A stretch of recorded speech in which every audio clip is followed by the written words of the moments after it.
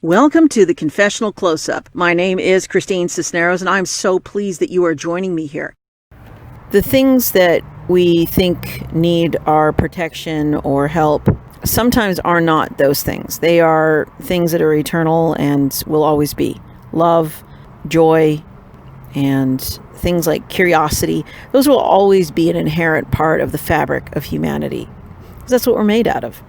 But sometimes I think about some of the ways in which we hang on to things that we think we need to, when in fact more energy is being spent on keeping these temporary modes from either crumbling or being torn away, that could be used in more expression of our freedom through our liberties to light up other people and light up the way.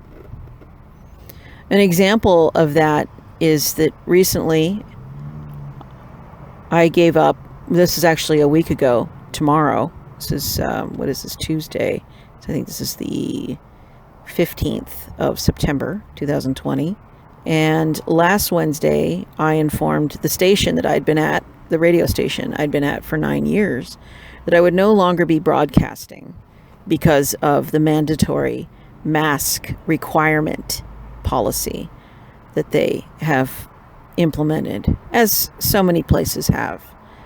However, I was not going to hang on to something that clearly is, first of all, not going to hang on to me, and not going to hang on to the freedom of our country, to the liberties in our country.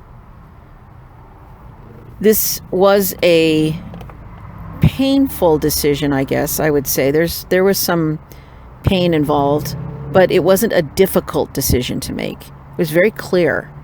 And when the moment came, and I felt very fortunate when the moment came that it was so black and white, that there really was no doubt in my mind that that needed to happen. And sometimes I think about how difficult it might be, or perhaps confusing, and what I would say is, at the very least, seemingly more cloudy for some of us, when other things are not so clear-cut that we might be hanging on to, and that it would serve us well to hold on loosely, as in the Great 38 Special describes, hold on loosely. Because we do need to hold on to something as we move through this time and in the world and on the planet. But really, the loosely part is because we must be willing to let go of the things that are going to let go of us. And perhaps the things that have started so long ago, letting go of us as human beings and our human rights. The things that cling to us sometimes the most are the things that are compromising us the most. And so as we move through this very difficult time, in some ways, of discerning and kind of figuring out things, we are blessed with moments of when something is very black and white, when there is no question about what the right thing to do is. That's a huge blessing, huge.